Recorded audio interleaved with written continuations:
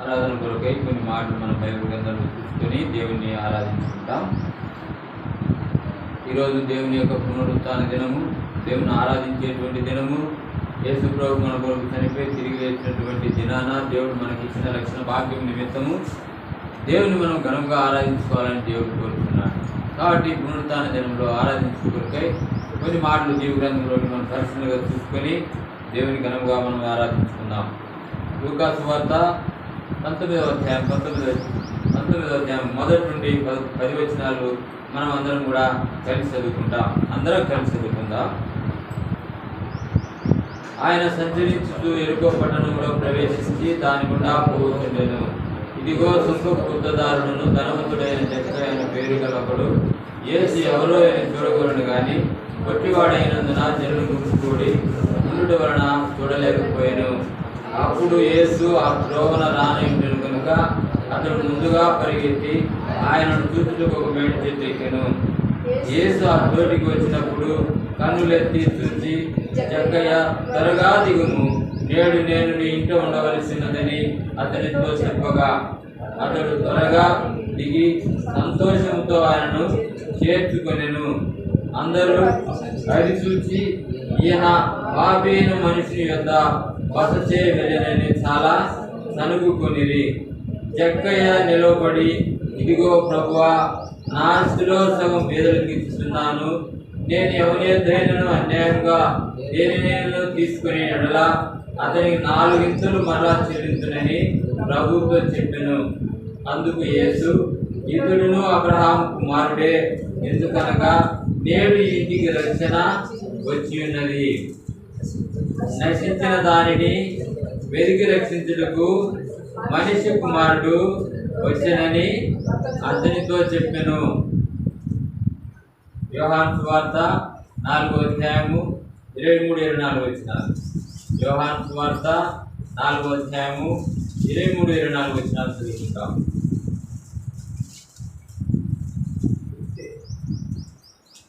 ఈ మాట కూడా అందరం కలిసి చదువుకుందాం.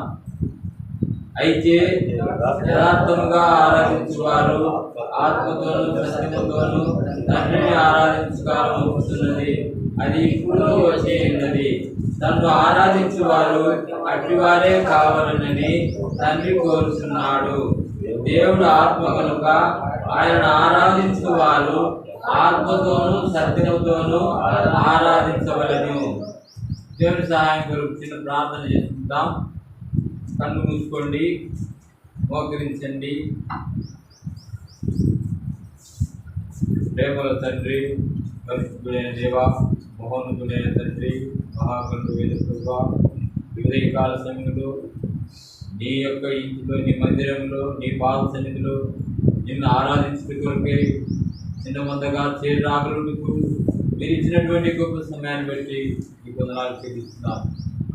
తండ్రి, నిన్ను ఘనముగా ఆరాధించుకుంటూ నేను హెచ్చించుకుంటూ ప్రభా తండ్రి, ఇదిగో ఈ సమయంలో మాకు కావాల్సిన నీ మాటలు చదవని లేఖల భాగంలోని తండ్రి నీ మెలనైన స్వరాన్ని మాకు వినిపించు తండ్రి. నీ మాటలు ఆధారం చేసుకొని ఈ యొక్క మీరు ఇచ్చినటువంటి ఆ గొప్ప రక్షణను మేము ఆధారం చేసుకొని తండ్రి మేము నేను ఘనంగా ఆరాధించుకుంటూ పోము. నీ జ్ఞానం మాకు దయచే, కృప దయచే, యోగ్యత దయచే తండ్రి. నిన్ను ఆత్మతో సత్యంతో ఆరాధించే భాగ్యం దయచేమని నిలబడుతున్న దాసుని రక్షించి నీ నోటికి గురగా వాడుకోమని ప్రార్థిస్తాను. శిరసాటు మరుగుపరుచుకోమని ప్రార్థిస్తాను. తండ్రి సహాయం చేయి. లూకా సువార్త 12 వచనాన్ని మాకు నెరవేర్చి తండ్రి సహాయం చేయి. ఈ విధంగా సాతాను శక్తులు, అంధకార శక్తులు వేసినాలను బంధిస్తూ నినామాన్ని భయంకరంగా తండ్రి ఆరాధన సమయాన్ని జీవించమని యేసు పరిశుద్ధ నామమున ప్రార్థించి అడిగి వేడుకుంటున్నాం మా తండ్రి, ఆమేన్. ప్రియమైనటువంటి దేవుని బిడ్డలారా, లూకా సువార్త 19వ అధ్యాయంలో యేసు ప్రభు యొక్క యెరికో పట్టణానికి ప్రయాణం చేస్తున్నాడు. యెరికో పట్టణానికి ప్రయాణం చేస్తున్నప్పుడు దేవుని యొక్క ఉద్దేశము, సంకల్పము ఎవరి మీద ఉంది అనేటువంటి విషయాన్ని ఈ యొక్క అధ్యాయంలో దేవుడు మనకు చూపిస్తున్నాడు. 10వ వచనం మనం చూసినట్లయితే లూకా సువార్త 19వ అధ్యాయము 10వ వచనం మనం చూసినట్లయితే, నశించిన దానిని వెతికి రక్షించుటకు మనిషి కుమారుడు వచ్చనని ఆయనతో చెప్పెను. అతనితో చెప్పెను. ఎవరు అతను? జక్కయ్యతో చెప్తూ ఉన్నాడు, అయ్యా, నశించిపోతున్న వారిని రక్షించడానికి మనిషి కుమారుడు లోకానికి వచ్చినాడన్న సంగతి గుర్తుపెట్టుకో. కాబట్టి జక్కయ్య ఆ యొక్క ఎరుకలో సుంకపు గుత్తదారుడు, అంటే ట్యాక్స్ కలెక్టర్, ట్యాక్స్ అంటే పన్నులు వసూలు చేసే వ్యక్తి. ఆ యొక్క సుంకపు గుత్తదారుని కింద కూడా పన్నులు చేసే వాళ్ళు ఉంటారు, ట్యాక్స్ రాబట్టే వాళ్ళు ఉంటారు, ఆయన తెచ్చిచ్చే వాళ్ళు ఉంటారు. రకరకాలుగా ఆ ఉద్యోగంలో, ఆ ఎరుకో పట్టణంలో ఆయనకు బహు ఉన్నతమైనటువంటి ఆదాయపూరితమైనటువంటి ఉద్యోగం అది. ఆ ఉద్యోగంలో మరి ఎంతో లాభాన్ని సంపాదిస్తూ వచ్చినాడు, అన్యాయంగా సంపాదిస్తూ వచ్చినాడు. 10 రూపాయలు ట్యాక్స్ అయితే మరి 50 రూపాయల వరకు ట్యాక్స్ను వసూలు చేసేవాడు. ఈ విధంగా ఆయన కింద పనులు చేసేవారికి కూడా ఆ విధమైనటువంటి వృత్తిని నేర్పిండవచ్చు. ఏమైనటువంటి దేవుని పిల్లారా, ఈ విధంగా జక్కయ్య మరి పొట్టివాడైనందున పొట్టివానికి పుట్టెడు ఉపాయాలు ఉంటాయని పెద్దలు సామెత చెప్తుంటారు. దీనికి ఉపాయం ఎక్కువ, రాబట్టే ఉపాయం ఎక్కువ, సంపాదించే ఉపాయం ఎక్కువే, యుక్తి ఎక్కువే. ఇవన్నిటి ద్వారా ఏం చేసినంటే మరి అధికంగా పన్నులు వసూలు చేసేటువంటి ఆ ఉద్యోగంలో మరి అన్యాయంగా డబ్బు సంపాదించుతూ ఉన్నట్టుగా మనం చూస్తున్నాం. అలాంటి వ్యక్తి తనలో తాను ఒకరోజు అనుకున్నాడు. ఏమనుకున్నాడు?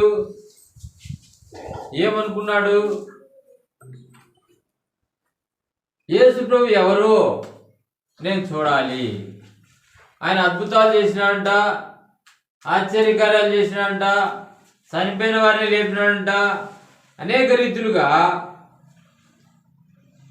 రీతులుగా ఎంతో గొప్ప ఘనకార్యాలు చేసినటువంటి వ్యక్తి. ఆయన్ని దినం నేను ఎలాగైనా నేను చూడాలనుకుంటే పొట్టివాడు, చూడాలనుకుంటే ఎత్తు తక్కువ. యేసు ప్రభు చుట్టూ జన సమూహం అంతా కూడా కిక్కిరిసి ఆయనను వెంబడిస్తూ ఉన్నారు. ఆయన చూడడానికి ఆస్కారం లేదు. అయినప్పటికీ తన యొక్క యుక్తితో, తన యొక్క వివేకంతో ఆలోచన వచ్చింది. వీరికంటే ముందుగా పరిగెత్తి ఒక మేడి చెట్టు ఎక్కాలనుకున్నాడు. మేడి చెట్టు ఎక్కి ఆ యొక్క కొమ్మల మీద కూర్చొని చూస్తూ ఉన్నాడు. ఏమని చూస్తున్నాడు? యేసు ప్రభువును నేను ఎలాగైనా చూస్తాను. యేసు ప్రభు ఒకవేళ ఈడికొచ్చి ఒక్క నిమిషం ఆగిపోతే బాగుండొచ్చు, ఆయన చూడొచ్చు బాగా అనుకుని ఉంటాడు. ఇంకా ఆయన శిష్యులలో కొంతమందిని కూడా చూడొచ్చు అనుకొని వాళ్ళు కూడా ఒక నిమిషం ఆగింటే బాగుండు, బాగా చూడొచ్చు వీళ్ళను అని అనుకుని ఉండవచ్చు. కానీ ఈ దేవుడైనటువంటి ఈయన మరి జక్కయ్యనే రక్షించడానికి ఎరుకో పట్టణానికి వస్తున్నాడు అన్న సంగతి ప్రజలకు తెలియదు, జక్కయ్యకు కూడా తెలియదు. ఎప్పుడైతే తనలో తాను ఊహించుకున్నాడో, ఎప్పుడైతే తనలో తాను నమ్మునాడో, ఇక్కడికి వస్తే ఆగితే బాగుండు, ఆయన సంపూర్ణంగా చూడొచ్చు ఎప్పుడైతే అనుకున్నాడో, అదే విధంగా యేసు ప్రభు వచ్చి ఆ మేడు చెట్టు దగ్గర ఆ జక్కయ్య ఉన్న స్థలంలోనే ఆగినాడు. ఆగి పైకి చూస్తున్నాడు, జక్కయ్య వైపు చూస్తున్నాడు. వెంటనే అంటున్నాడు, జక్కయ్య నువ్వు త్వరగా దిగు, నేను నీ కొరకు వచ్చినానన్న సంగతి నీకు తెలీదు. నీ హృదయంలో ఉన్న ఆశ నాకు తెలుసు, నువ్వు చేస్తున్న ఉద్యోగం నాకు తెలుసు, ఆ ఉద్యోగంలో మోసాలు నాకు తెలుసు. నిన్ను రక్షించడానికి ఈ యొక్క శాపగ్రస్తమైనటువంటి పట్టణానికి నిన్ను రక్షించడానికి నేను వచ్చినానన్న సంగతి నీకు తెలీదు. ఈ మర్మాన్ని నువ్వు తెలుసుకుంటావు. కాబట్టి నువ్వు త్వరగా దిగుని యేసు ప్రభు ఆయన పిలుస్తున్నాడు. నేడు నేను నీ ఇంట ఉండవలసి ఉంది, నీ ఇంటికి రావలసి ఉంది, నీ ఇంటికి వస్తున్నా నేను అని ఎప్పుడైతే అన్నాడో జక్కయ్య సంతోషంతో దిగినాడు. సంతోషంతో దిగి యేసు ప్రభువును తన ఇంటికి తీసుకుని వెళ్తున్నాడు. తన ఇంటికి తీసుకుని వెళ్ళిన వెంటనే ఆ ఇంటిలోనికి యేసు ప్రభు ప్రవేశించిన వెంటనే ఆ ఇంటిలో ఉన్నటువంటి చీకటి, జగ్గయ్యలో ఉన్న చీకటి, జగ్గయ్యలో ఉన్న పాపం బట్ట బయలైపోయి ఆ చీకటి పారిపోయి, ఎప్పుడైతే జగ్గయ్య హృదయంలో ఉన్న పాపము ఎప్పుడైతే యేసు ప్రభు ఆ ఇంటిలోకి ప్రవేశించినాడో తన యొక్క పాపాలన్నీ కూడా తనకు గుర్తొస్తున్నాయి. తాను చేసినటువంటి అన్యాయం అంతా కూడా గుర్తొస్తుంది. తాను సంపాదించినటువంటి అన్యాయ సొమ్మంతా కూడా గుర్తుకొస్తా ఉంది. యేసు ప్రభు ఎప్పుడైతే ఆ ఇంటిలోనికి ప్రవేశించినాడో వెంటనే జక్కయ్యకు మారు మనసు పాప క్షమాపణ అనుభవం వచ్చేసింది. ఆ విధంగా రావడాన్ని బట్టి కదా, ప్రభువా నేను ఎవరి యొద్దైనను అన్యాయంగా తీసుకుని ఉంటే వానికి 4 అంతలు చెల్లిస్తా.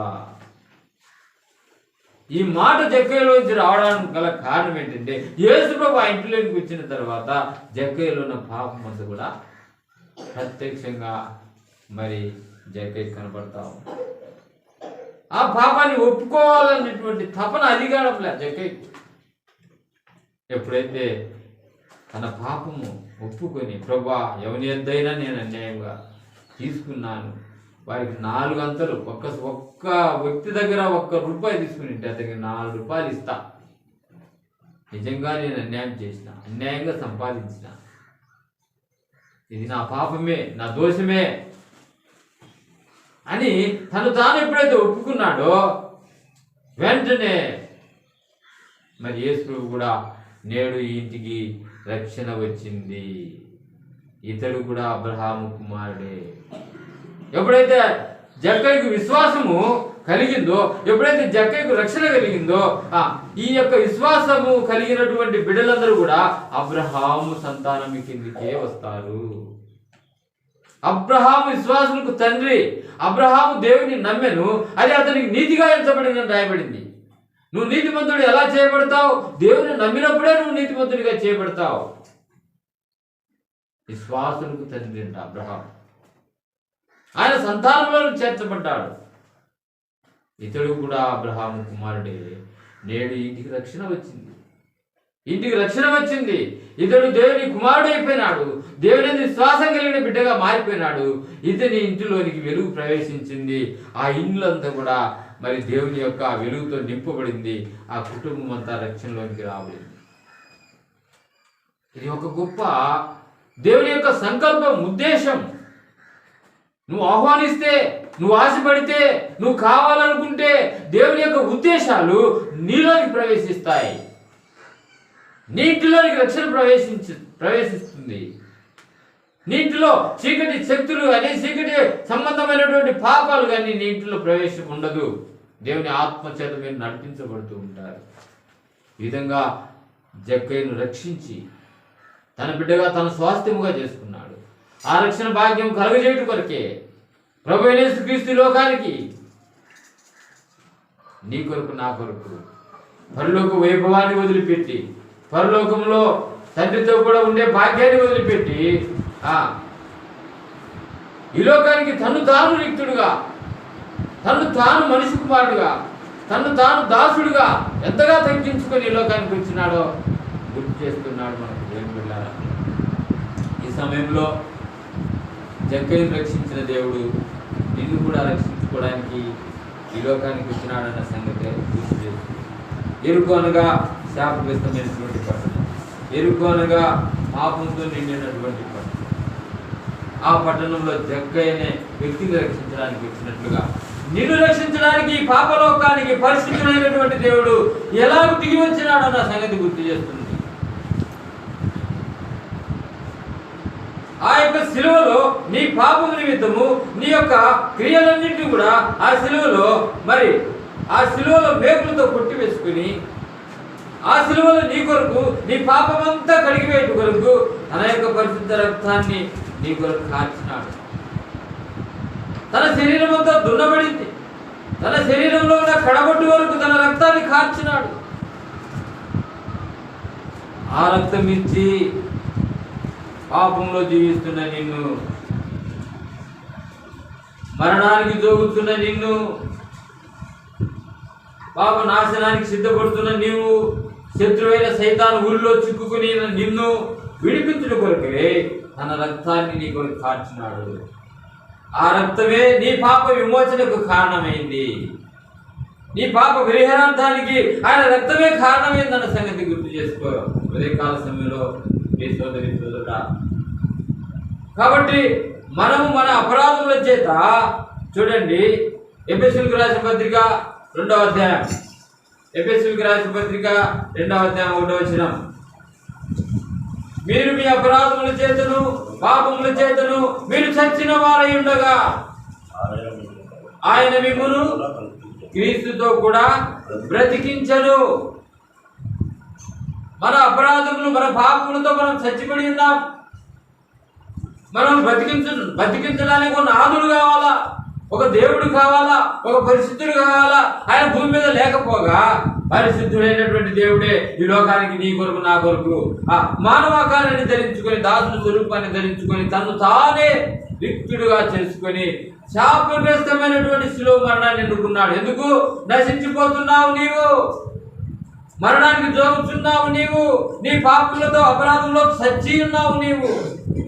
నిన్ను బ్రతికించాలంటే ఆ పరమ వైద్యుడైనటువంటి ప్రభు యేసుక్రీస్తు ఈ లోకానికి రావాల్సి ఉంటుంది. గుర్తుపెట్టుకోండి. నీకోసం తన ప్రాణ త్యాగాన్ని, ఆ శిలువలో నీ కొరకు ప్రాణాన్ని అర్పించినాడు. ఎందుకు? మరణం నుండి నిన్ను విడిపించాలని. కాబట్టి రోమీయులకు రాసిన పత్రిక 5వ అధ్యాయం 12వ వచనం ప్రకారం, రోమీయులకు రాసిన పత్రిక 5వ అధ్యాయం 12వ వచనం ప్రకారం, ఏలైనగా ఒక మనుషుని ద్వారా పాపము ద్వారా మరణమును లోకంలోనికి ఎలా ప్రవేశించెనో అలాగనే మనుషులందరూ పాపం చేసినందున మరణం అందరికీ సంప్రాప్తమాయను రాయబడింది. మనుషులందరూ పాపం చేసినందున మరణం అందరికీ సంప్రాప్తమాయను రాయబడింది. కానీ మరణానికి పాత్రుడు మానవుడు, పాపానికి పాత్రుడైపోయినాడు, పాపానికి చిక్కుబడిపోయినాడు, పాపము వలలో చిక్కుకున్నాడు. శత్రువు యొక్క ఉరి పాపపు వల. నిన్ను విడిపించే నాదుడు లేదు. నువ్వు నరకానికే హక్కుదారుడు అయిపోయినావు. ఇలాంటి భయంకరమైన ఇది నుండి విడిపించాలంటే ప్రభు యేసుక్రీస్తు యొక్క రక్తం, ప్రభు యేసుక్రీస్తు యొక్క శిలువ మరణం ఈ పాపానికి, మన పాపాలకు విమోచనమాయను. అంత మాత్రమే కాదు, ఫిలిప్పీయులకు రాసిన పత్రిక 2వ అధ్యాయం 6 నుంచి 9 వచనాలు మనం చూసినట్లయితే, ఫిలిప్పీయులకు రాసిన పత్రిక 2వ అధ్యాయము 6 వచనం నుండి 9 వచనాలు మనం చూసినట్లయితే, ఆయన దేవుని స్వరూపము కలిగిన వాడైండి దేవునితో సమానముగా ఉండుట విడిచిపెట్టకూడని భాగ్యమని ఎంచుకొనక, కానీ మనుషుల పోలికగా పుట్టి దాసుని స్వరూపమును ధరించుకొని తను తానే రిక్తునిగా చేసుకొనెను. మరియు ఆయన ఆకారమందు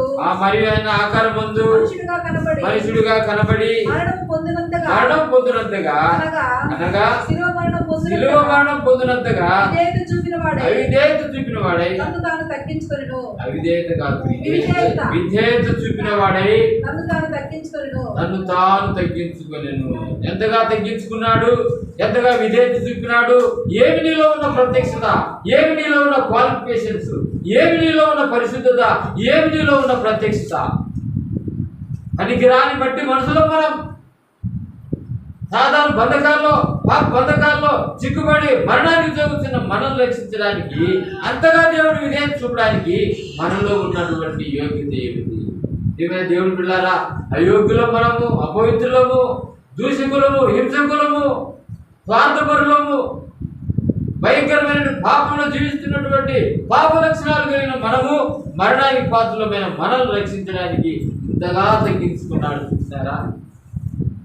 దేవుడు ఆత్మస్వరూపి అయినటువంటి దేవుడు మానవాకారాన్ని ధరించుకోవడమే గొప్ప తగ్గింపు.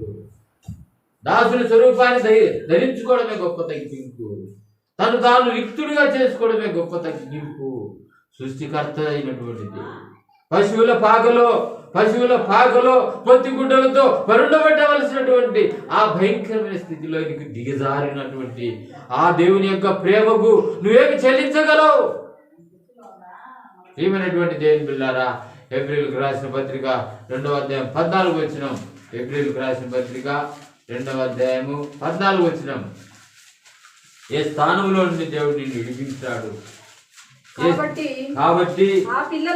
ఆ పిల్లలు అంటే మనం రక్త మాంసము గలవారైనందున ఆ ప్రకారమే మరణం యొక్క బలము గలవారిని అనగా అపవాదిని మరణం ద్వారా నశింపజేయుటకును జీవిత కాలమంతయు మరణ భయము చేత దాస్యమునకు లోబడిన వారిని విడిపించుటకు ఆయన కూడా రక్త మాంసములలో పాలివాడాయను.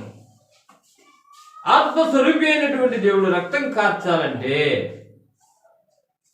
ఈ రక్తం కార్చాలంటే మానవుడు శరీరాకారాన్ని ధరించుకుని ఉన్నాడు. రక్తము చిందింపకుండా పాప క్షమాపణ కలగదు, వాక్యము సెలవు. కాబట్టి పాపులను రక్షించుటకు క్రీస్తు యేసు ఈ లోకమునకు వచ్చినను మాట నమ్మదగినది, పూర్ణ అంగీకారమునకు యోగ్యమైనది. కాబట్టి రక్తం ఒలికించాలంటే, రక్తం కార్చాలంటే దేవునికి కూడా శరీరం అవసరమే. ఆ మానవాకారములున్న మానవుని రక్షించడానికి మానవ స్వరూపాన్ని ధరించుకోవాల్సినటువంటి శరీరాకారాన్ని ఆయన ధరించుకోవాల్సి వచ్చింది. ఆ శరీరాకారాన్ని ధరించుకున్న ద్వారా ఆ శరీరంలో నుండి నీ కొరకు రక్తం కార్చకపోతే, ఆ శరీరంలో నుండి నీ కొరకు రక్తాన్ని చిందించకపోతే నీకు పాప విమోచన లేదు. అది దేవుడు జరిగించినటువంటి గొప్ప బలియాగం నీ కొరకు, మనందరి కొరకు. కాబట్టి ఏ వ్యక్తి మానవుడో, ఏ వ్యక్తి పాపము దేని ద్వారా పరిహరించబడుతుందో అదే రీతిని ఆయన కూడా మానవాకారాన్ని ధరించుకున్నాడు, రక్త మాంసములు ధరించుకున్నాడు. ఈ లోకానికి వచ్చి ఆ రక్తమంతా, ఆ శరీరం అంతా నలగొట్టుకున్నాడు. ఆ నలగొట్టుకొని కడబట్టు వరకు తన రక్తాన్ని కాచి నీ పాపానికి, మన పాపములన్నింటినీ కూడా ఆయన రక్తము చేత కడిగి ఆయన రక్తం ఇచ్చి మనల్ని కొనుక్కున్నాడు. ఆ రక్తం విలువెంత? ఈ లోకంలో మనం విలువ కట్టలేనటువంటి రక్తం అది. అమూల్యమైన రక్తం, నిర్దోషమైన రక్తం, నిష్కలంకమైన రక్తం. అమూల్యం అంటే మూల్యము చెల్లించలేనిది, నిష్కలంకం అంటే కలంకము లేనిది, పరిశుద్ధమైనటువంటిది. అది ఈ లోకంలో దొరికేది కాదు. ఈ లోకము పాపంతో నిండి ఉన్న దాన్ని బట్టి పరిశుద్ధుడైనటువంటి పరలోకము నుండి దిగి వచ్చినటువంటి ఆ సర్వాధికారి అయినటువంటి ప్రభు యేసుక్రీస్తు యొక్క ఆయన శరీరంలో నుండి కారినటువంటి రక్తమే నా పాప విమోచనకు కారణమైంది. అందువల్ల మనం విమోచించబడ్డాం, పరలోక రాజ్యానికి వారసులుగా చేయబడ్డాం. ఆయన రక్తం ఇచ్చి మనం కొన్నాడు. నీ ప్రాణాన్ని కొనాలంటే, నీ ప్రాణాన్ని విమోచించాలంటే పరిశుద్ధుడైనటువంటి రక్తమే అవసరము. ఆ యొక్క రక్తం ద్వారా నిన్ను కొన్నాడు, నిన్ను కడిగినాడు, తన సొత్తుగా చేసుకున్నాడు, తన రాజ్య నివాసులుగా చేసుకున్నాడు. ఒకని ప్రాణ విమోచన ధనం బహు గొప్పది, అది తీరక అట్లుండవలసినదే అని కీర్తన 49:9 వచనంలో రాయబడింది. నీ ప్రాణ విమోచన ధనం గొప్పదంట, అది తీర్చలేనిది. అంత గొప్ప రుణాన్ని చెల్లించినాడండి దేవుడు నీ కొరకు. ఈ మర్మాన్ని ఎరుగుతున్నావా? ఈ యొక్క దేవుని ప్రేమను ఎరుగుతున్నావా? ఈ విధంగా దేవుని శిలువ యొక్క ప్రేమ, శిలువ శ్రమ, ఆయన శిలువలో కాల్చినటువంటి ఆ రక్తం ఆ విధంగా కార్చబడుటకు ఆయన శరీరం ఎంతగా నలగొట్టబడింది. స్వరూపము సొగసు లేనంతగా ఆయన నల్లగొట్టినారు, కొరడాలతో చీల్చినారు, ముళ్ళ కిరీటం ధరింపజేసినారు, చేతల్లో చీలలు పెట్టినారు, కాళ్ళల్లో చీలలు పెట్టినారు. ఎదలో బల్లెపోలు. ఈ విధంగా శరీరం అంతా కూడా పిండబడింది, నీ కొరకు పిండబడింది. ఆ రక్తమే నీ పాపానికి నా పాపానికి విమోచన కలిగింది, రక్షణ మనకు ప్రసాదించబడింది. నశించిపోతున్న మనల్ని రక్షించుటకు ఈ బలియాగము, ప్రభు యొక్క బలియాగము నీకు నాకు మరి ఎంతగానో విడుదల విమోచన అనుగ్రహించిన ఈ దేవుణ్ణి ఆరాధించకుండా ఎలా ఉండగలవు? ఈ యొక్క ఆదివార దినము, ఈ యొక్క పునరుత్థాన దినము, నీ కొరకు చనిపోయి తిరిగి లేచినటువంటి ఆ గొప్ప దేవుణ్ణి నువ్వు ఆరాధించకుండా ఎలా ఉండగలవు? ఈ లోకంలో నీ జీవితం శాశ్వతమా? ఈ లోకము మనకు శాశ్వతమైనదా? ఈ లోకంలోనికి మనల్ని పంపింది ఆయన మహిమపరచుట కొరకే. ఈ లోకంలోనికి మనల్ని పంపింది ఆయన కొరకు బ్రతుకుట కొరకే. ఈ లోకంలోనికి మనల్ని పంపింది ఆయన మహిమపరచుట కొరకే. ఈ లోకంలోనికి మనల్ని పంపింది ఆయన కొరకే సంపాదించుట కొరకే. ఇంత గొప్ప ప్రేమ కలిగిన దేవుడు, ఆయన కాచినటువంటి ఆ రక్తానికి, ఆయన విమోచించిన ఆ ప్రాణ విమోచన ఖైదనానికి నువ్వేం చెల్లించగలవు? ఏం చెల్లించినా రుణస్థులమే. ప్రేమైన దేవుని బిడ్డలారా, నశించిపోతున్నామని, నశించి నరకానికి జోగుతున్నామని, రకరకాలైనటువంటి చింతలకు, వ్యాధులకు, భయంకరమైన మరి పాపాలకు లోనే తులుతూ ఉన్నప్పుడు ఇరుకో పట్టణానికి వచ్చినట్లుగా నీ కొరకు ఈ భూలోకానికి, పాపలోకానికి దిగి వచ్చినాడు మనందరి కొరకు అన్న సంగతి మర్చిపోతే ఎలా? ఆరాధించకుండా ఉండగలవా? ఆత్మస్వరూపైన దేవుడు రక్త మాంసం ధరించుకొని, మానవాకారాన్ని ధరించుకొని, దాసుని స్వరూపం ధరించుకొని, తను తాను ఏం లేనివాడికి ఈ లోకానికి రావడం అనేది నీ ఎడల చూపినటువంటి గొప్ప ప్రేమ. ఆ ప్రేమను మనము వర్ణించలేనిది. అంత గొప్ప ప్రేమ కలిగి దేవుడు నీ కొరకు కాచినటువంటి ప్రకటన గ్రంథం 1వ అధ్యాయము 6వ వచనం. ప్రకటన గ్రంథం 1వ అధ్యాయం 6వ వచనం. ఇంతగా దేవుడు రక్షించినటువంటి ఆ రక్షణ భాగ్యము ద్వారా మనకు కలిగినటువంటి మేలు. ప్రేమైన దేవుని బిడ్డారా, కొన్ని చూసుకొని ఆరాధనలో ప్రకటన గ్రంథం 1వ అధ్యాయం 6వ వచనం. మనలను ప్రేమించుచు తన రక్తం వలన మన పాపముల నుండి మనల్ని విడిపించిన వానికి మహిమయు ప్రభావమును యుగ యుగములు కలుగును గాక. ఆమేన్. ఆయన మనలను మన తండ్రి అయిన దేవునికి ఒక రాజ్యముగాను యాజకులుగాను చేసెను. అయిపోయింది, చేసిండు. మన తండ్రి అయిన దేవునికి ఒక రాజ్యముగాను యాజకులుగాను మనల్ని చేసినాడు. దేని ద్వారా? తన రక్తము ద్వారా, తన రక్తం ని కార్చుట ద్వారా రాజులైన యాజక సమూహంలోనికి మనల్ని చేర్చినాడు. ప్రభు యేసుక్రీస్తు యొక్క బలియాగము ద్వారా, ఆయన కార్చినటువంటి, చిందించినటువంటి ఆ రక్త ప్రోక్షణ ద్వారా ఇప్పుడు మనం ఏమైనాము? దేవుని కుమారులం. దేవునికి ఒక రాజ్యముగా అయిపోయినాము. దేవునికి ఒక యాజకులుగా మారిపోయినాము. అటువంటి మనల్ని దేవుడు ఈ యొక్క ఉదయకాల సమయంలో ఆరాధించాలని కోరుతున్నాడు. ఆయన మన నుండి కోరేది ఏదైనా ఉంది అని అంటే అది నువ్వు ఆత్మతో సత్యముతో ఆరాధించేటువంటి ఆ గొప్ప రక్షణ. ఆ రక్షణ చేత పట్టుకొని నీ నోరారా, నీ నాలుక ద్వారా నువ్వు ప్రకటించే, నువ్వు మాట్లాడే, నువ్వు చెల్లించేటువంటి బలియాగమే దేవునికి ఇష్టమైన బలి. ఇష్టమైనటువంటి దేవుని బిడ్డలారా, ఈ విధంగా దేవునికి ఒక రాజ్యముగాను, ఒక యాజక ధర్మాన్ని జరిగించేడు, మరి గుంపుగాను దేవుడు మనల్ని చేయటి కొరకై. చూడండి, మరి మొదటి పేతురు పత్రిక 2వ అధ్యాయం 9వ వచనం. మొదటి పేతురు పత్రిక 2వ అధ్యాయం 9వ వచనం. మొదటి పేతురు పత్రిక 2వ అధ్యాయం 9వ వచనం. అయితే మీరు చీకటిలో నుండి ఆశ్చర్యకరమైన తన వెలుగులోనికి మిమ్మల్ని పిలిచిన వాని గుణాతిశయములను ప్రచురము చేయు నిమిత్తము ఏర్పరచబడిన వంశము, రాజులైన యాజక సమూహము, పరిశుద్ధ జనమును, దేవుని సొత్తైన ప్రజలై ఉన్నారు. ఎందుకు చూస్తారా? ఇప్పుడు మొదటి వచ్చిన మళ్ళా మొదటి నుంచి చదువు. అయితే మీరు చీకటిలో నుండి ఆశ్చర్యకరమైన తన వెలుగులోనికి మిమ్మును పిలిచిన వాని గుణాతిశయములను గుణాతిశయములు. మిమ్ములు ఎవరు పిలిచినారు? ఏ దేవుడు పిలిచినాడు? ఏ దేవుడు రక్షించుకున్నాడు? ఏ దేవుడు నిన్ను పరలోకానికి తీసుకుని వెళ్తున్నాడు? ఏ దేవుడు దేవునికి రాజ్యము గారు యాజకులు గారు మిమ్మల్ని చేసినాడో ఆ దేవుని యొక్క గుణాతిశయములను ప్రకటన చేయాలి. ఈ లోకంలో పరలోకంలో ఆరాధన, ఈ లోకంలో దేవుని యొక్క గుణాతిశయములు ప్రకటన చేయ నిమిత్తము, ప్రజలను చేయ నిమిత్తము ఏర్పరచబడిన వంశము, రాజులైన యాజక సమూహము, పరిశుద్ధ జనము, దేవుని సొంతైన ప్రజలై ఉన్నారు. మీరు ఇంత మహత్తరమైనటువంటి పరిశుద్ధ జనాంగమైనటువంటి ఆ పరలోక రాజ్యానికి నిన్ను నన్ను సిద్ధపరుస్తూ ఉన్నాడు. భూలోకంలో ఆయన సొత్తు అంత మన సొత్తు కాదు. ఎవరికన్నా అమ్ముకుంటారు, పాపానికి మరలా మీరు దాసులైనారనుకోండి, పాపానికి అమ్ముడు పోయిన వారు అవుతారు.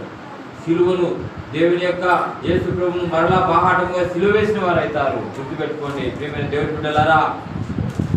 దేవుని సొత్తు అంట మీరు, పరిశుద్ధ జనమంట, రాజులైన యాజక సమూహం అంట మీరు. ఇంత గొప్ప ఆధిక్యతలోనికి నిన్ను నన్ను నడిపించినాడు. ఇలాంటి ఆధిక్యతలు ఇచ్చినటువంటి ఆ దేవుని ఆరాధించకుండా ఎలా ఉండగలవు? తన పరిశుద్ధులైనటువంటి రక్తాన్ని కాచినటువంటి ఆ దేవుని ఆరాధించకుండా ఎలా ఉండగలవు? ఆయన మరణాన్ని, ఆయన భూస్థాపన, ఆయన పునరుద్ధానము నీకు పరలోక రాజ్యానికి మార్గం ఏర్పాటు చేసింది. ఈ సంగతిని మర్చిపోవద్దు. ప్రియమైనటువంటి దేవుని బిడ్డలారా, ఈ మాటలు బైబిల్ గ్రంథంలో రాయబడిన ప్రకారం మీకు బోధిస్తున్నప్పుడు మీరు నమ్మి విశ్వసించి దాని ప్రకారం నడుచుకోవాలా.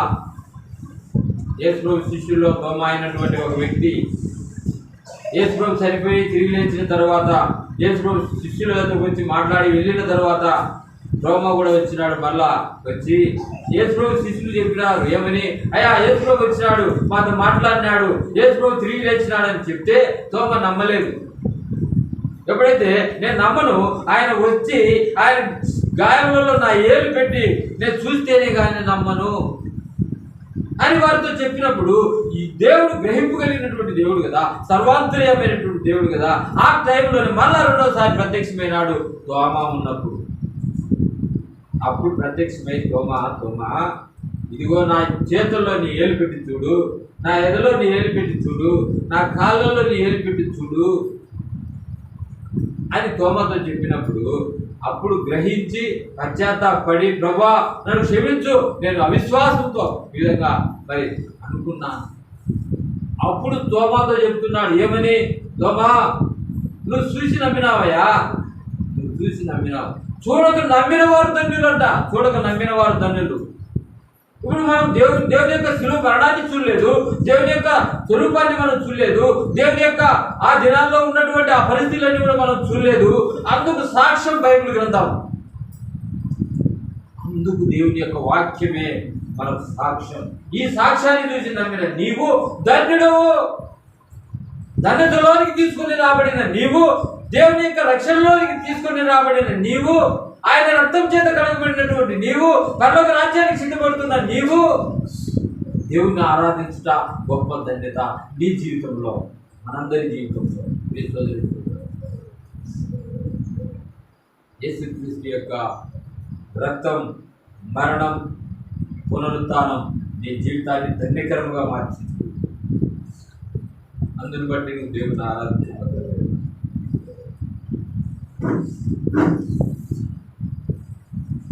యేసుక్రీస్తు యొక్క రక్తం వలన మనకు కలిగినటువంటి మేలును మనం చూసినట్లయితే ఎఫెసీయులకు రాసిన పత్రిక చూడండి. ఎఫెసీయులకు రాసిన పత్రిక 1వ అధ్యాయం 6వ వచనం. ఎఫెసీయులకు రాసిన పత్రిక 1వ అధ్యాయం 6వ వచనం. ఎఫెసీయులకు రాసిన పత్రిక 1వ అధ్యాయం 6వ వచనం.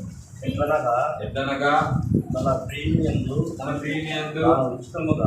ఉచితముగా మనకు అనుగ్రహించిన మహిమయు కీర్తి కలుగునట్లు మనకు అనుగ్రహించిన తన కీర్తి కలుగునట్లు తన చిత్త ప్రకారమైన దయా సంకల్పము చొప్పున యేసుక్రీస్తు ద్వారా తనకు కుమారులుగా మన ముందుగా తన కోసము నిర్ణయించుకొని మనము మన ఎదుట పరిశుద్ధులమును నిర్దోషులై ఉండవలని జగత్తు పునాది వేయబడక మునుపే ప్రేమ చేత ఆయన క్రీస్తులో మనలను ఏర్పాటు చేసుకున్నాడు. జగత్తు పునాది వేయబడక మునిపే, జగత్తనగా ఈ సృష్టి పుట్టక మునిపే క్రీస్తులో తండ్రి మనలను ఏర్పాటు చేసుకున్నాడు.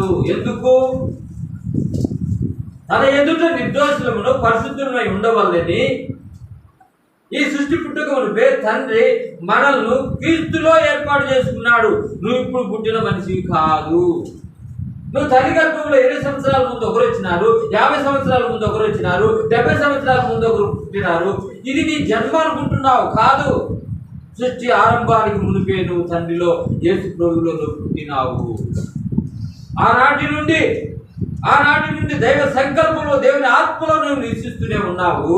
తల్లి గర్భంలో కొంతమందికి 70 సంవత్సరాల ముందు పుట్టినాం, కొంతమంది 50 సంవత్సరాలు పుట్టినాం, కొంతమంది 20 సంవత్సరాలు పుట్టినాం. పుట్టినదే జన్మ, పుట్టినదే డేట్ ఆఫ్ బర్త్ అనుకుంటున్నాను కాదు. నిన్ను నన్ను సృష్టించినటువంటి సృష్టికర్తలో మనం పుట్టింది ఎప్పుడే అంటే జగత్ పునాది వేయబడక మునిపే మనం పుట్టినాము. ఈనాడు భూమి మీదకి మనం పంపినాడు. ఆయన కొరకు బ్రతకమని చెప్పినాడు. ఆయన గుణాతిశయాలను మనం ప్రకటన చేయాలని చెప్పినాడు. ఆయన ఆరాధించాలని చెప్పినాడు. ఆయన కొరకు బ్రతకమని చెప్పినాడు. ఆయనలో జీవించాలని చెప్పినాడు. ఈ భూమి మీద ఉన్నంత కాలం నువ్వు పరదేశివి. ఈ దేశానికి, ఈ లోకానికి సంబంధించిన వ్యక్తివి కాదు. రక్షించబడినటువంటి దేవుని బిడ్డ గుర్తుపెట్టుకో. యేసుక్రీస్తు యొక్క రక్తం వలన, యేసుక్రీస్తులో జగత్తు పునాది వేయబడక మునిపే క్రీస్తులో మనం పుట్టినామన్న సంగతి మర్మాన్ని మర్చిపోవద్దు. రెండవదిగా చూస్తాం, యేసుక్రీస్తు రక్తం వలన మనకు కలిగినటువంటి మేలు. రోమీయులకు రాసిన పత్రిక 1వ అధ్యాయము, రోమీయులకు రాసిన పత్రిక 8వ అధ్యాయము 1-2 వచనాలు. రోమీయులకు రాసిన పత్రిక 8వ అధ్యాయము 1-2 వచనాలు. కాబట్టి ఇప్పుడు క్రీస్తు యేసునందున్న వారికి ఏ శిక్షా విధియు లేదు. క్రీస్తు యేసునందు జీవమునిచ్చు ఆత్మ యొక్క నియమము, పాప మరణముల నియమము నుండి నన్ను విడిపించెను. పాప మరణముల నియమము నుండి నిన్ను విడిపించింది ప్రభు యేసు క్రీస్తు యొక్క శిలువ పర్యాగమైన రక్తం. అందును బట్టి నువ్వు దేవుని ఆరాధిస్తావు. మూడవదిగా చూస్తాం ప్రకటన గ్రంథం 5వ అధ్యాయము 10-11 వచనం. ప్రకటన గ్రంథం 5వ అధ్యాయము 10-11 వచనం. నువ్వు ఆ గ్రంథమును తీసుకొని దాని ముద్రలను విప్పుటకు యోగ్యుడవు. నువ్వు వధింపబడిన వాడవై నీ రక్తం ఇచ్చి ప్రతి వంశములో ఆయా భాషలు మాట్లాడే వారిలోను, ప్రతి ప్రజలోను, ప్రతి జనములోను దేవుని కొరకు మనుషులను కొని మా దేవునికి వారిని ఒక రాజ్యముగాను యాజకులుగాను చేస్తివి. కనుక వారు భూలోకమందు ఏలుదురని కొత్త పాట పాడుదురు. కాబట్టి తన రక్తం ఇచ్చి మనలను కొన్నాడు. ఏ స్థలంలో ఉండి కొన్నాడు? ఒకరిని మరి ఒంగోలు జిల్లా నుంచి కొన్నాడు. ఇద్దరు నీదలపల్లి నుంచి కొన్నారు. 4 నీదలపల్లి నుంచి కొనింటారు. ఒకరిని మధ్యన ఎదురుగునే కొన్నారు. ఇంకా కొన్నారో లేదు మరి. ఒకరిని మరి బోర్మల్లో కొన్నారు. కొంతమందిని కొన్ని జిల్లాల్లో కొన్నాడు, కొంతమందిని కొన్ని రాష్ట్రాల్లో కొన్నాడు, కొంతమందిని కొన్ని దేశాల్లో కొన్నాడు, కొంతమంది ఈ యొక్క ప్రపంచంలో ఉన్న దేశాల్లో ప్రతి మనిషిని కొనుక్కున్నాడు తన రక్తం ఇచ్చి. దేవునికి ఒక రాజ్యం గాను, యాజకులు గాను, యాజక సమూహము గాను, దేవుని ఎదుట పరిశుద్ధులు నిర్దోషులు గాను జీవించాలని ఆయన రక్తం ఇచ్చి కొనుక్కున్నాడండి. ఆ గ్రంథాన్ని ఇప్పుడు ఆయన మాత్రమే. కాబట్టి అందుని బట్టి నువ్వు దేవుడిని ఆరాధించబద్దులుగా ఉన్న సంగతి గుర్తుపెట్టుకో. 4వదిగా చూస్తాం. కొలస్సీలకు రాసిన పత్రిక 1వ అధ్యాయము 20వ వచనం. కొలస్సీలకు రాసిన పత్రిక 1వ అధ్యాయం 20వ వచనం.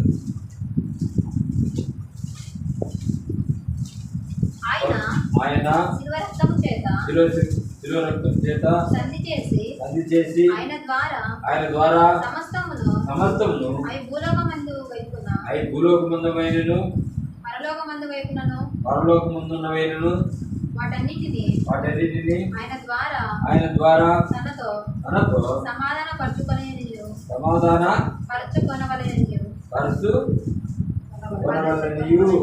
కరెక్ట్గా అది పాదం కరెక్ట్ చదవాలి, అప్పుడు అర్థమవుతుంది.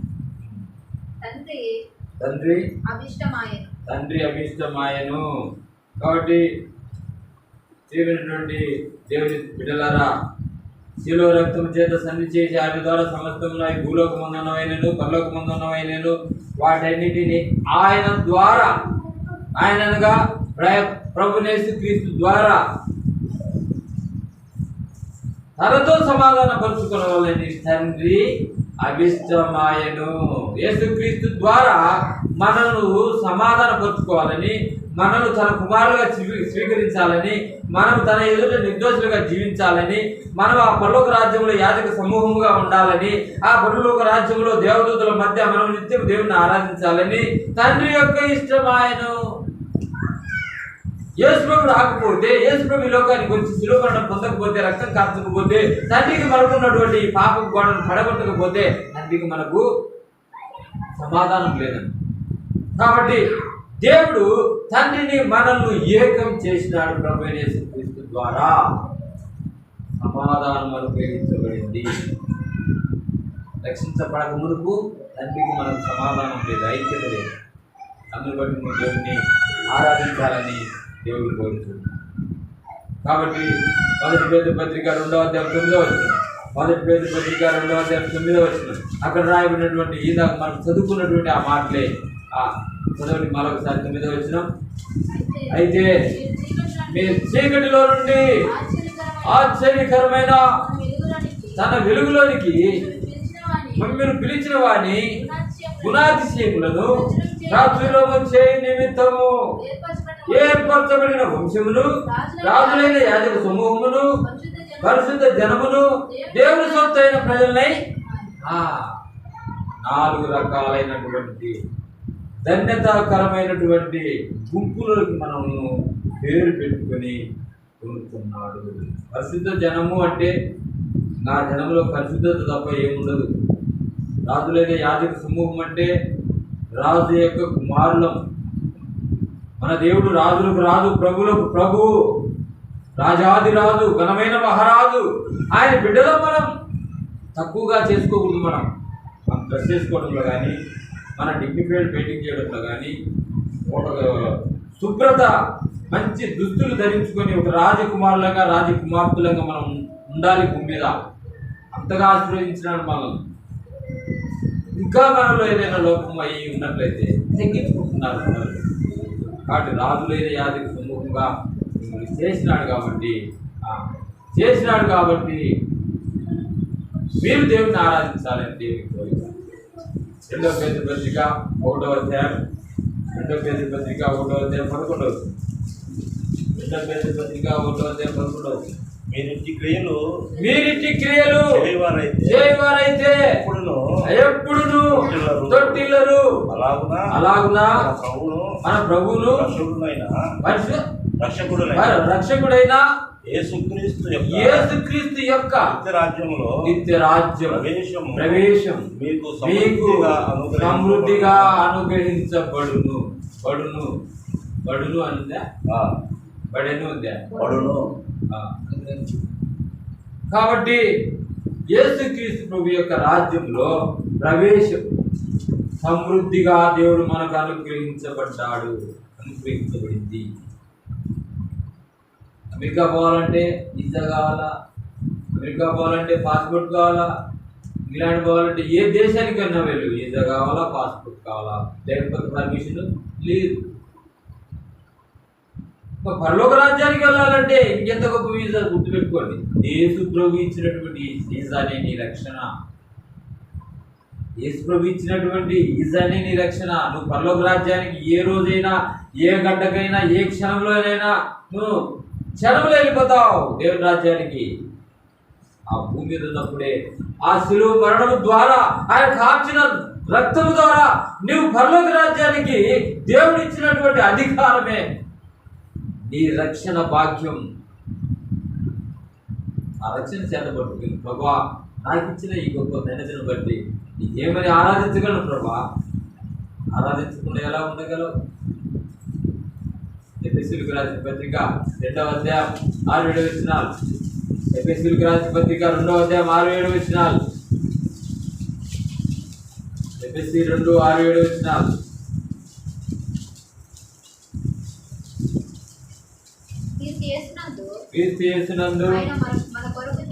ఆయన మన కొరకు చేసిన ఉపకారం ద్వారా అత్యధికమైన తన కృప మహేశ్వర్యమును రాబో యుగములలో కనపరుచు నిమిత్తము క్రీస్తు యేసునందు మనలను ఆయనతో కూడా లేపి.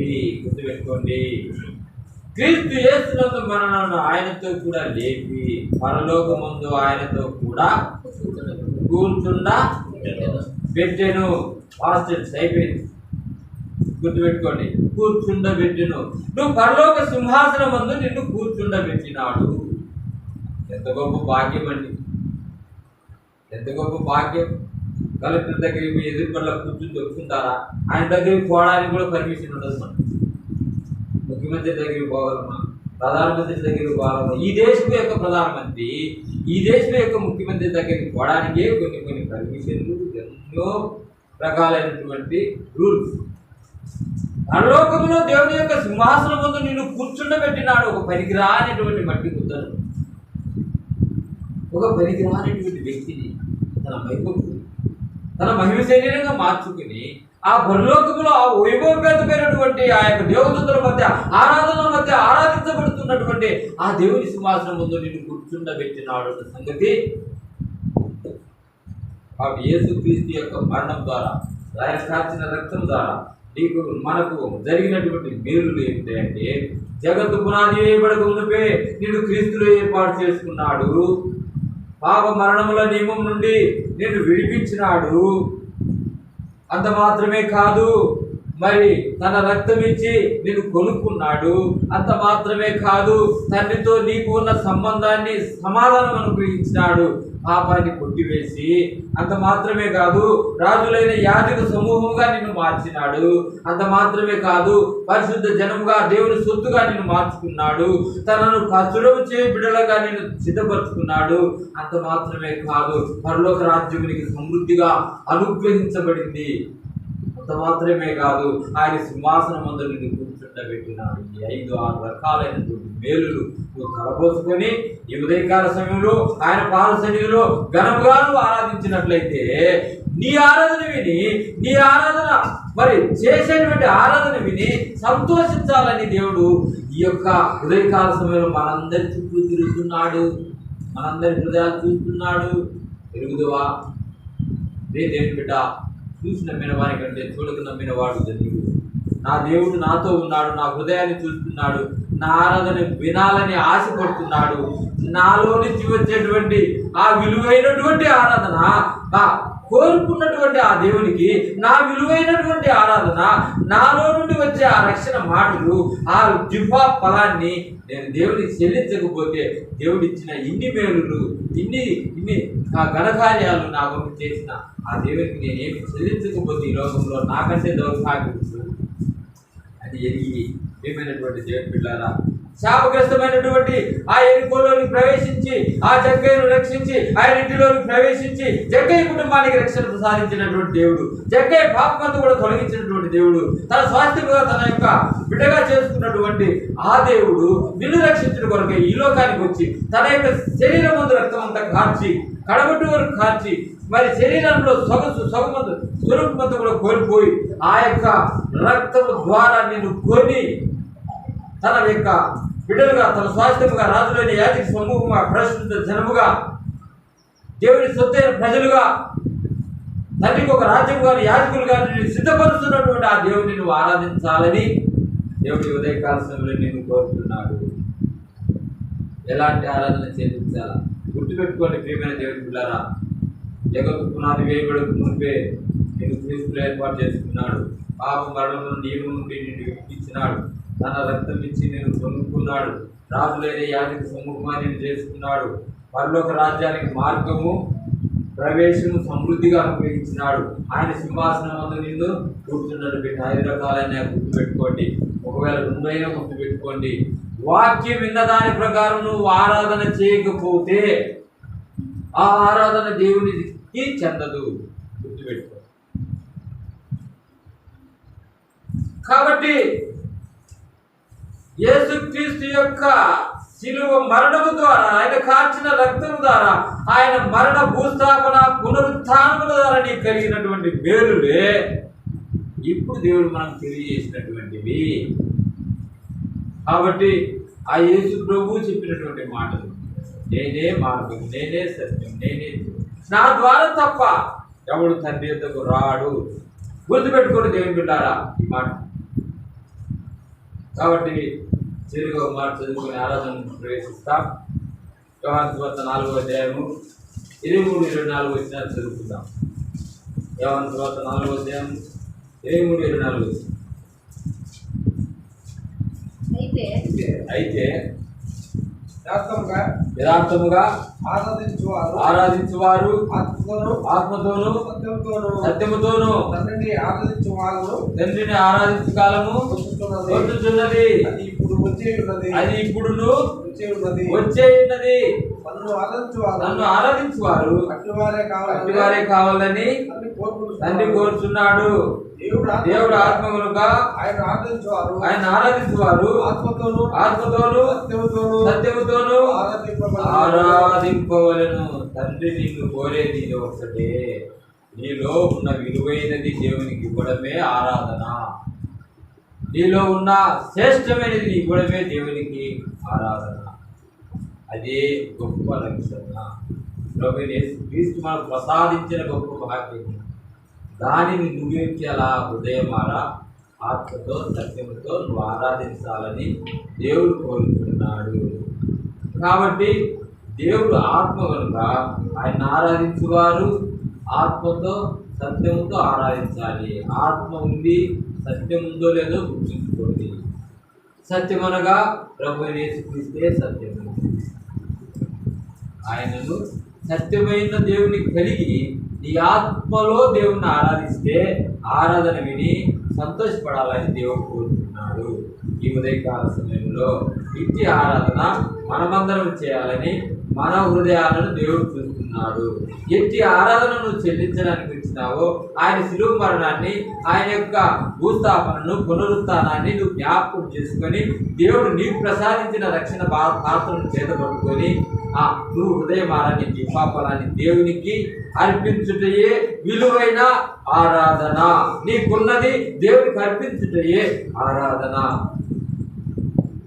ఈ ప్రపంచంలో అత్యంత విలువైనది ఏమిటి? ఈ లోకంలో, ఈ సృష్టిలో అంటే దేవుడు ఇచ్చిన రక్షణ. ఇది ఈ రక్షణ చేత పట్టుకొని దేవుడు నీకు ఇచ్చినటువంటి ఈ విమోచన క్రయధనం దేవునికి చెల్లించడమే ఆరాధన. కాబట్టి ఎవరయ్యా దేవుణ్ణి మరి ఆరాధించదంటే ఆయన రక్తం చేత కొనబడిన వారు మాత్రమే దేవుణ్ణి నిజముగా ఆరాధించగలరు. ఆయన విమోచించిన విమోచన కార్యాన్ని అనుభవించిన వారు మాత్రమే దేవుని ఆరాధించగలరు. ఆయన ఎందుకు భయభక్తులు గల వారు మాత్రమే దేవుని ఆరాధించగలరు. దేవుని ప్రజలే దేవుని ఆరాధించగలరు. దేవుని పరిశుద్ధులే దేవుని ఆరాధించగలరు. ఇట్టి ధన్యతలు నీలో ఉంటే ఘనంగా ఈ సమయంలో దేవుని ఆరాధించు, గణపరచు. ఆయనకు చెల్లించాల్సినటువంటి ఆ మహిమను ఆయనకు చెల్లించు. దేవుడు సంతోషపడతాడు. నిన్ను బట్టి, నీ కుటుంబాన్ని బట్టి, నీ సంఘాన్ని బట్టి దేవుడిని ఆరాధించు. ఈ విధంగా మనము దేవుడి కోరే ఆరాధనను మనం చెల్లిస్తాం. ఈ వారం కూడా చెప్తున్నాము, గుర్తుపెట్టుకోండి. యేసు నామమున ఆరాధిస్తున్నాను తండ్రి అని నువ్వు ఆరాధించు. విన్న వాక్య ప్రకారం కొన్ని మాటలను జ్ఞాపకం చేసుకుని ఆ జ్ఞాపకం చేసుకుని వాటిని ఆధారం చేసుకుని ఆరాధించు. అప్పుడు అవి దేవునికి మాత్రం చెందుతాయి. దేవుని నువ్వు సంతోషపరిచిన బిడ్డగా మారుతావు. దేవునికి ఇవ్వాల్సిన బలియాగం నువ్వు ఇచ్చినట్టుగా మరి నిన్ను నువ్వు ప్రతిష్ఠిస్తావు. ఆ విధంగా మనము దేవుని కనుక ఆరాధిస్తాం. ప్రభా ఎక్కువ ఇవ్వలేదని కూడా రక్షిస్తాం, నా కుటుంబానికి రక్షిస్తాం. ఈ శిలువ మరణం ద్వారా ఇవ్వ నీ మేలు నాకు అనుగ్రహించినావు. జగత్తు పునాది వేయబడి నుండి నన్ను రక్షించినావు. పాప మరణం నియమం నుండి నన్ను రక్షించినావు. నీ రక్తం ఇచ్చి నన్ను కొనుక్కున్నావు. రాజులైన యాజక సమూహంగా నన్ను మార్చినావు. ప్రసిద్ధ జనంగా నన్ను చేసుకున్నావు. మరి పరలోక రాజ్యానికి ప్రవేశం సమృద్ధిగా ఇచ్చినావు.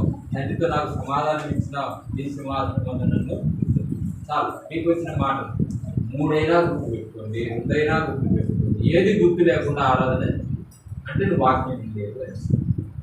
అలాంటి ఆరాధన దేవుడు. చిన్న మాటలు గుర్తుపెట్టుకొని ఈ విధంగా మనము ఆరాధనకి ప్రవేశిస్తాం.